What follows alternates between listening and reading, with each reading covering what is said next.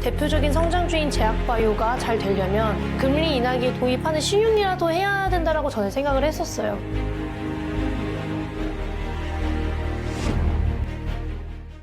사실 이제 앞에서도 말씀드렸습니다만 이제 미국 증시는 사실 뭐 다우나 S&P나 사상 최고치가 하고 있고 테크주를 좀 비롯해서 나스닥이 좀 조정을 받을 뿐. 근데 그 동안에 사실 2024년 상반기를 엄청난 랠리로 이끌었던 게 매그니피센트 세븐. 그렇죠.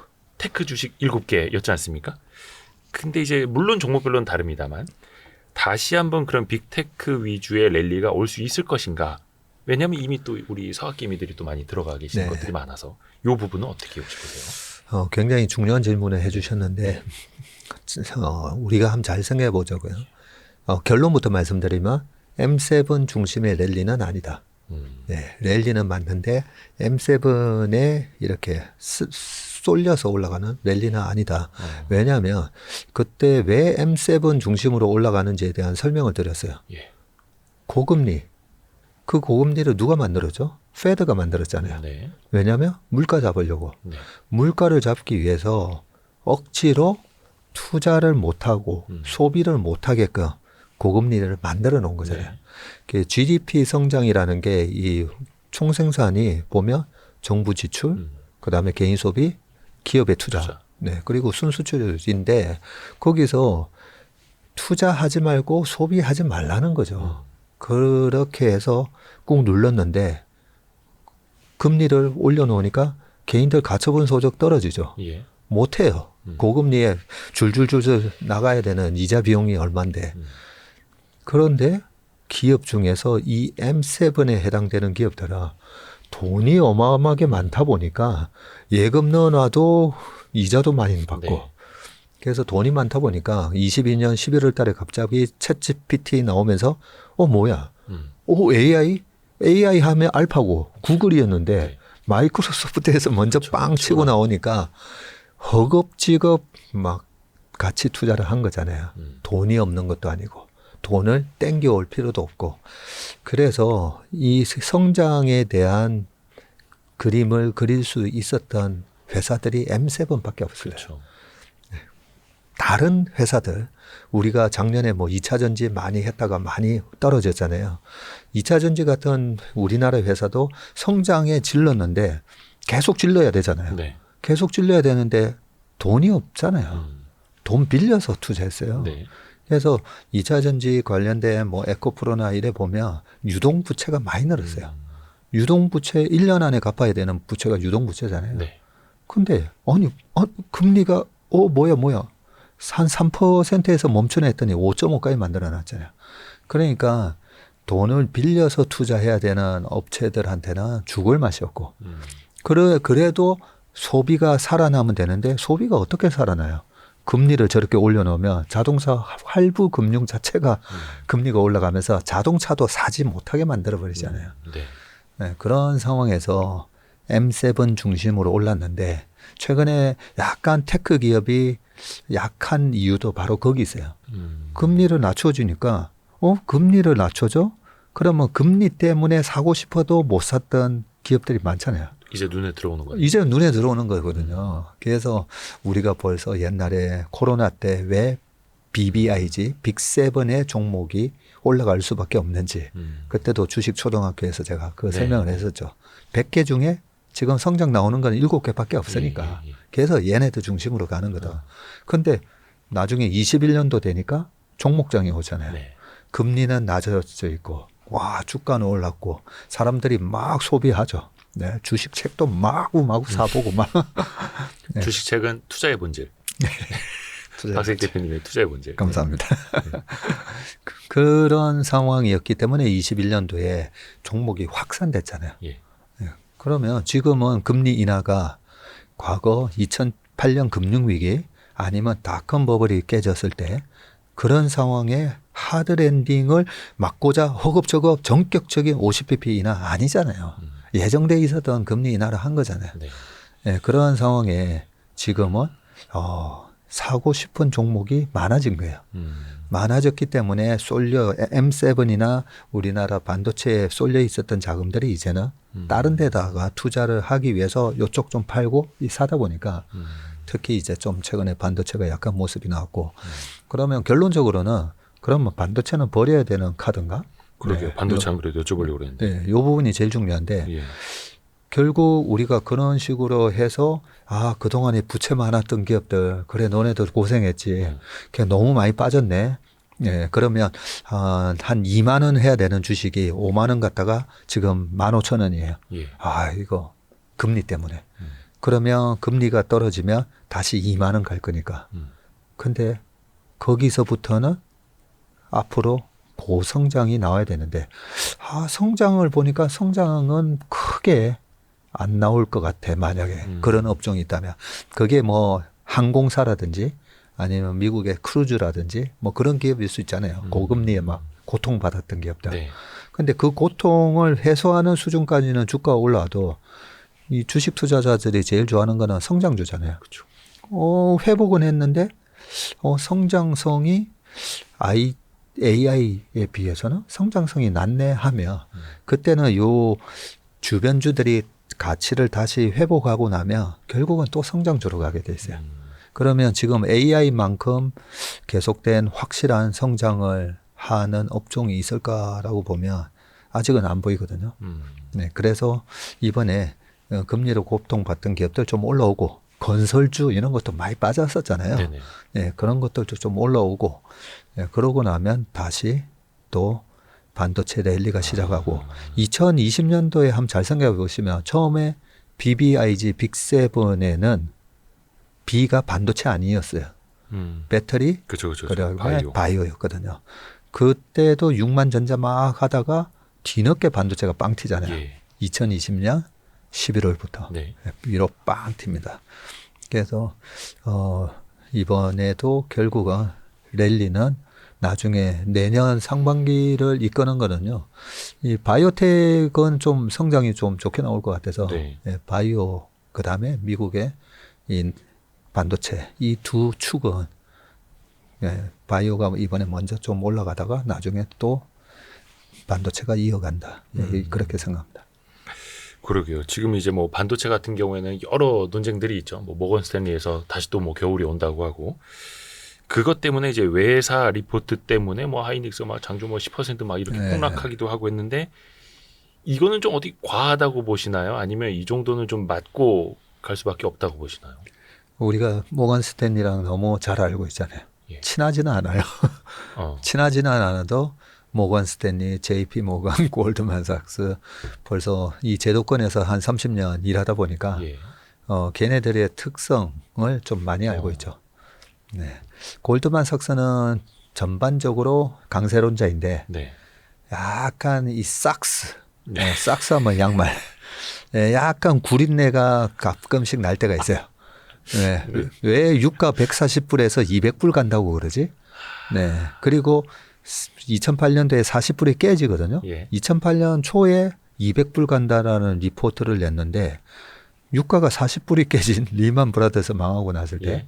거기서는 또 10불까지 정도도 갈 수 있다. 뭐 이런 얘기를 하면서 그 바닥에서도 극단적인 리포트가 한 번씩 나옵니다. 네. 옛날에 그랬다는 겁니다. 옛날에. 그리고 모건 스탠리는 잘 아시겠지만 전반적으로 하우스 뷰가 계속 베어리시였잖아요. 하우스 자체가 네. 시장의 전망에 대한 부분이 되게 베어리시했었어요. 그런데 이 반도체 같은 경우에는 이번에 겨울 윈터 룸스 하면서 이제 겨울이 희미하게 보이는 것 같은데 이 리포트를 냈는데 과거의 리포트 제목도 되게 비슷해요. 그렇죠. The winter is coming. 네, 뭐 그런 식으로 영화 대사 중에 있었던 거. 네. 그런 리포트를 냈었는데 결론적으로 말씀드리면 맞아요. 네, 그때 맞았어요. 정확하게 맞아요. 예. 왜냐하면 이런 거 있잖아요. 시장 빠진다 하다 보면 결국 빠지잖아요. 네. 우리나라 시장 저는 정확하게 맞출 수 있어요. 네. 네, 반드시 빠집니다. 계속 한 3년 하다 보면 3년도 아니죠. 한 2년만 반드시 빠진다 하면 빠지잖아요. 예. 또 오릅니다 하면 빠졌을 때 오릅니다 하면 또 2년 안에 오르잖아요. 네. 똑같아요. 반도체 똑같아요. 반도체 주기가 있기 때문에. 그래서 모건 스탠리가 정확하게는 맞췄는데 이 모건 스탠리가 저는 되게 이 친구 먹고 싶어요. 네, 친구 먹고 싶은 게 저는 약간 후행적으로 늘 이렇게 뒷북치는 리포트보다는 예. 좀 미리 이렇게 얘기하는 게 좋잖아요. 아, 그래서 모건 스탠리의 반도체 애널리스트는 항상 미리 얘기하는데 네. 너무 빨리 얘기해요. 또 특징이. 예, 특징이 너무 빨리 얘기하다 보니까 2017년 8월 달에도 똑같은 겨울이 온다라고 얘기했다가 그때도 최근처럼 2017년에도 장이 상당히 좋았거든요. 네. 근데 그 리포트 나오고 외국인 매도가 확 나와요. 한 2달 동안. 확 나왔다가 2018년 3월이 되면 하이닉스가 신고가 나고 마이크론이 신고가 나고 삼성전자는 2017년 11월 달에 액면 분할 이슈 때문에 한번 오버슈팅이 있었어요. 예. 그것 때문에 그 액면 분할 이슈로 이 조 단위로 사신 분이 계셨거든요. 결국은 그 단가를 회복 못 하게끔, 예, 왜냐하면 엄청난 매물이 있다 보니까 그 단가를 회복 못 하다가 나중에 빠져요. 근데 하이닉스나 마이크론은요, 2018년도에 다 신고가 났어요. 예. 다 신고가 났습니다. 자, 그게 있고 또 한 번이 있었어요. 21년도에. 네, 21년도에도, 2017년도에는 11월에 나왔고, 2021년도에는 8월 달에 리포트가 나오거든요. 네. 8월 달에 나오는데, 그때 21년도 막 동학개미 막 열풍하면서 그 주식 관련된 책이 상반기에 1등 했을 때, 네. 그때 1월 달에 삼성전자 고점, 하이닉스도 1월 달에 고점 막 나왔었는데, 그러고 나서 2, 3, 4, 5, 6, 7 해가지고 좀 왔다 갔다 하다가 여름 되니까 좀 기분 나쁘게 7월, 8월 빠지는데, 거기서 또 이거 뭐 윈터 하면서 리포트가 빵 나와요.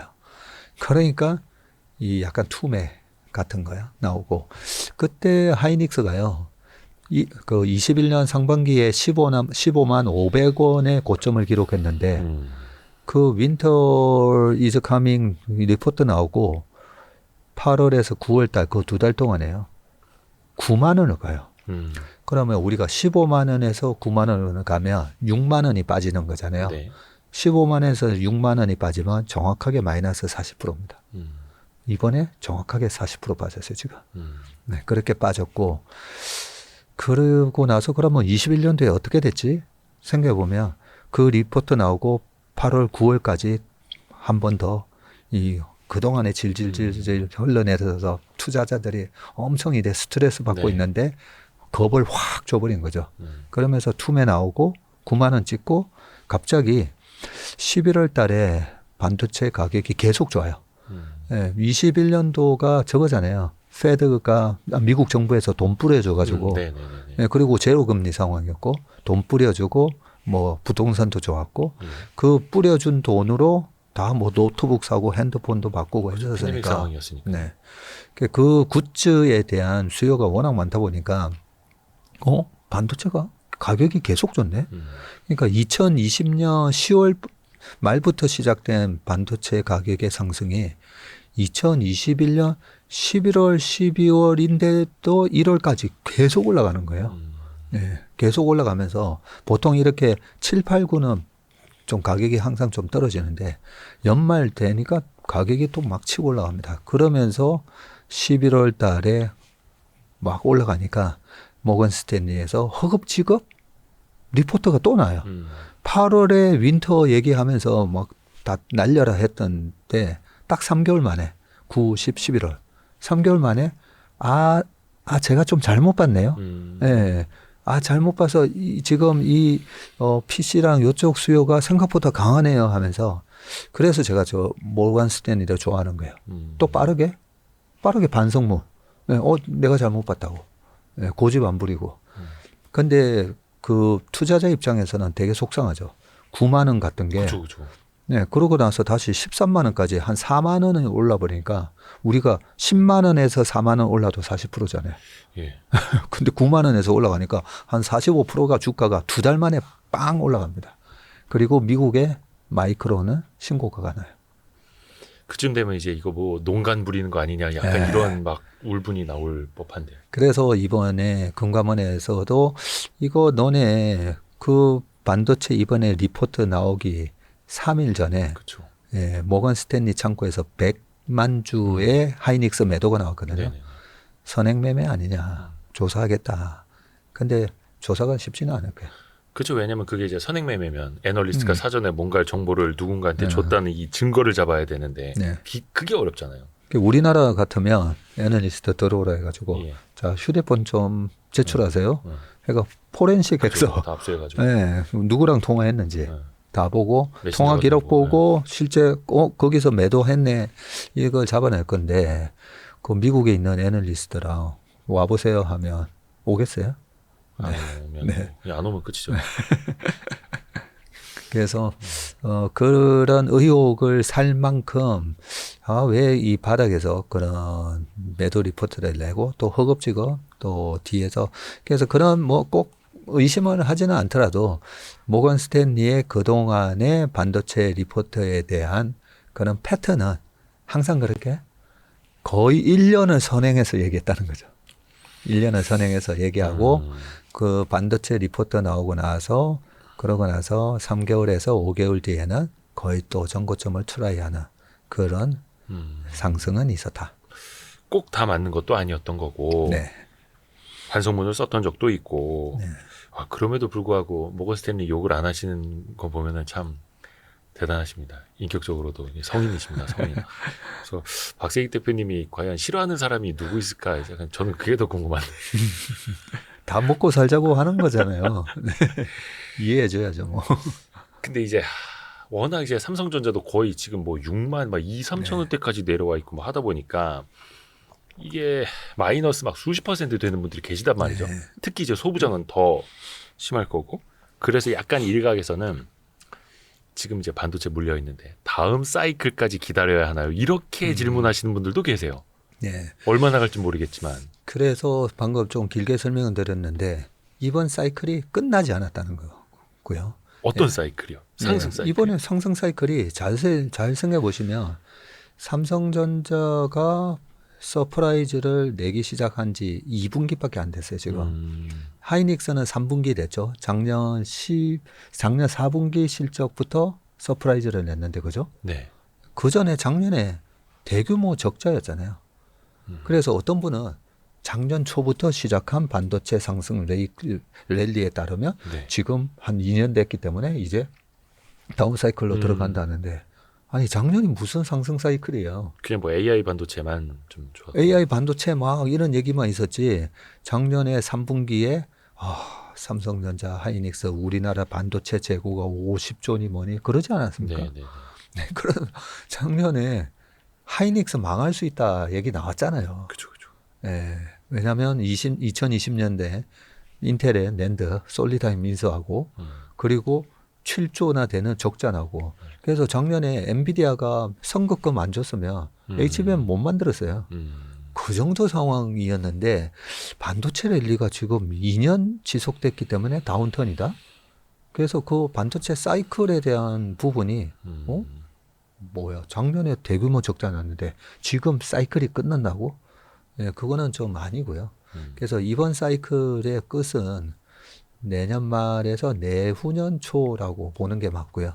네, 왜냐하면 이게 캐파 증설이 대규모로 일어나야 되거든요. 네. 반도체 사이클이 끝날 때는 2년 동안 돈을 많이 벌어서, 네, 2년 동안 돈을 많이 벌어서 이 번 돈으로 또 다음 사이클을 대비해서 우리 투자합니다 하면서 캐파 증설과 함께 나중에 과잉 공급될 거 감안해서 주가가 빠지거든요. 그런 걸로 생각을 해보면 지금 물리신 분들 너네들 다음 사이클까지 기다려야 돼라는 얘기는 잘못된 얘기예요.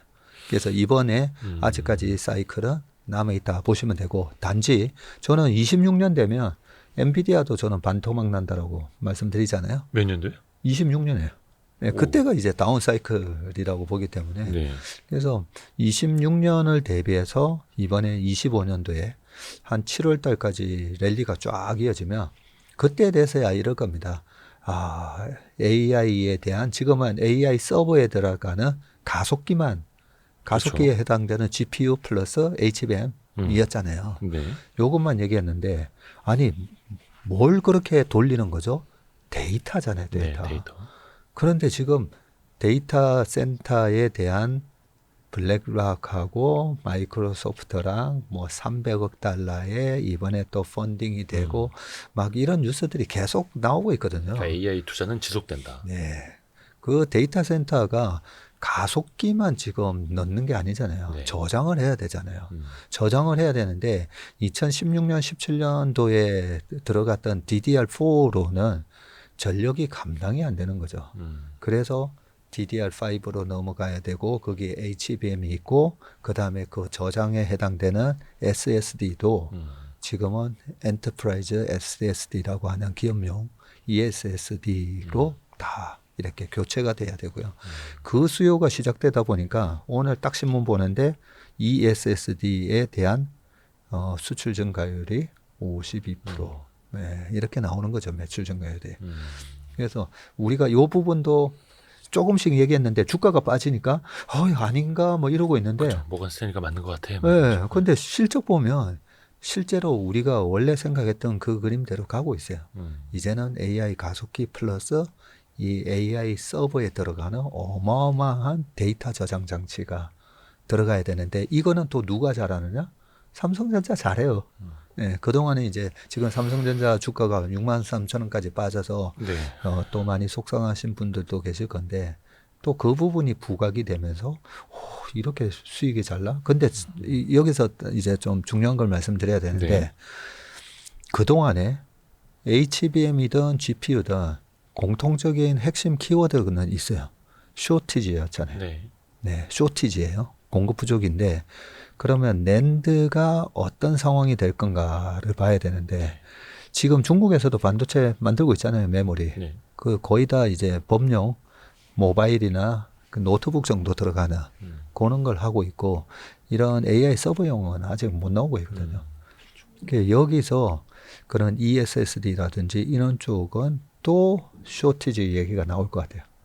네, 그러면서 생각보다 낸드 가격의 강세가 계속 이어지고 그러면서 수익이 지금 톤 다운 확 낮춰놨잖아요. 또 네, 네, 네. 예, 확 낮춰놨거든요. 낮춰놨는데 뭐야 괜찮네. 괜찮네 하면서 모건 스탠리의 반성문이 저는 내년 1월에 나오지 않을까. 네, 그러길 바랍니다. 모건 스탠리 반성문을 기다리면서 와 근데 삼성전자 뭐 이야기 좀 해주셨는데 사실 우리나라에서 삼성전자 주주 수만 해도 막 500만 명 이상이고 네. 막 그러지 않습니까? 근데 최근에 삼성전자 주가 차트를 보면 코스닥이랑 비슷해요. 흘러내리다가 거의 슬로프가 이렇게 만들어졌죠. 그러면서 이제 삼성전자가 이제 과거에 잘 나가던 이제 동네 바보 형이 된 것 같은. 그래서 뭐 개노소나 다 삼성전자 욕하고 무시하고 그러니까요. 위기다 하고 있고. 네. 그래서 이제 많은 분들이 기다리던 것도 사실 HBM3E를 엔비디아 그래도 퀄테스트 통과를 시켜주면 좀 모멘텀이 나지 않을까 이거 하나 기다리고 있었는데 이게 통할까요? 아니요. 아니에요. 네. 그 뭐 제가 삼성전자 늘 뭐 좋게는 말씀드리지만 삼성전자 사서는 그래도 2, 3년 들고 가시면 절대 손해가 안 나기 때문에 늘 좋게 말씀을 드렸던 거고 그리고 좋은 가격에서 그죠? 21년도 뭐 85,000원 이럴 때는 뭐 얘기한 적이 없습니다. 예, 비싸면 조심해야 되는데 자 이번에 우리 삼성전자 주주분들이 잘하셨어요. 위로 올라갈 때마다 하이닉스도 그렇고 많이 팔았거든요. 네. 그 판 걸 누가 다 샀느냐? 외국인이 샀었잖아요. 네. 그러니까 실제로 이번에 외국인들이 투자 잘못한 거예요. 계속 쳐올리면서 샀는데 네. 한 방에 지금 꺾어졌고 그 위에서 팔아먹었던 개인이나 기관 투자가들이 이 정도까지 떨어질 줄 몰랐는데 하면서 지금 줍줍하고 있는 거거든요.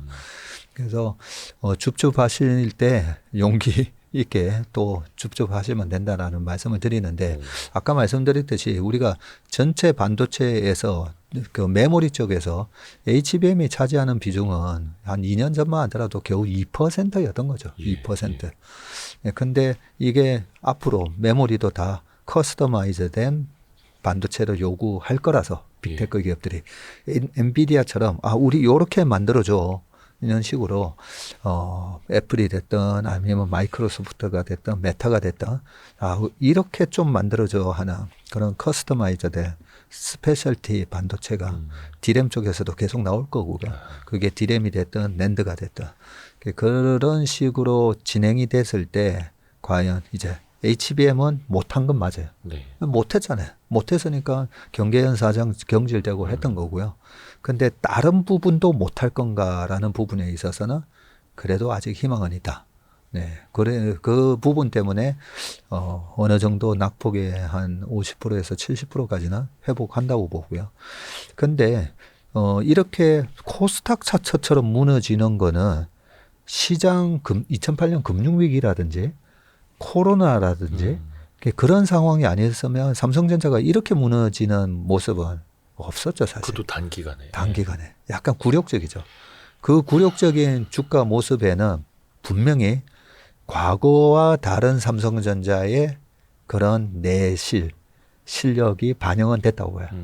그러면 최근에 인텔 말 많잖아요. 예, 인텔이 그렇죠. 인텔도 뭐 이제 랜드도 퀄컴이 팔아먹고 인수하는 예, 메모리 같은 거는 안 한다 하면서 다 날려먹고 예. 파운드리는 정부에서 그렇게 돈을 쏟아 부어주는데도 파운드리 예, 못하고 있고 그죠. 그런 거랑 오버랩 되면서 삼성전자도 인텔처럼 되는 건가? 그러니까 동네 바보형 미국형 미국 바보형 한 명 있고 그래서. 예, 왕년에 예. 잘 나갔다. 그런 바보형. 그렇게 될까봐 이제 걱정하시는 건데 이 파운드리 쪽도 TSMC한테 안 되는 건 맞아요. 네, 계속 좀 점유율 격차가 더 벌어지고 있죠. 예, 점유율도 격차도 벌어지고 있고 저는 한편으로는 삼성전자가 이럴 때 과감하게 이 파운드리 사업부를 아예 분리하는 것도 저는 방법이다 생각합니다. 그래서 분할해서 예, 정말 이 생존을 위해서 그죠? 예, 독자 생존의 그런 약간 벤처 정신으로 뭐 하면 또 괜찮지 않을까 뭐 이런 생각도 하는데 아무튼 이 AI 레볼루션을 맞아서 이 삼성전자가 전 세계에서 이 AI 혁신에 있어서 없어서는 안 될 기업이기 때문에 삼성전자가 옛날 같지는 않지만 그래도 지금 사신 분이나 아니면 이번에 못 팔고 떨어지신 분들은 좀 걱정이 될 거잖아요. 네. 야, 이거 인텔처럼 되면 어떡하나 네. 그런 생각 하실 수가 있는데 제가 봤을 때는 그 HBM 다른 영역 쪽에서 어느 정도 선전을 해주면서 네, 좀 가격 회복을 할 거라 한 8만 원대까지는 가격 회복할 거라고 봅니다. 삼성전자는 그래도 비싸면 조심해야 되지만 좋은 가격에서는 줍줍이 가능한 주식이다. 예. 예. 삼성전자는 이 우리가 PBR 하이닉스도 그렇지만 PBR 이 밸류에이션 트레이딩을 하면 된다라고 하잖아요. 그러니까 전자는 1.1배에서 2.1배. 근데 이번에 1.1에서 1.5도 못 가고 다시 미끄러진 거거든요. 그래서 지금 PBR 1.1이기 때문에 여기서는 밸류에이션 그동안의 과거 사례를 보면 여기서 사서 터진 적은 없다. 아이고, 하여튼 삼성전자가 동네 바보 형이 아니라는 걸 좀 입증을 해줬으면 좋겠고요. 네.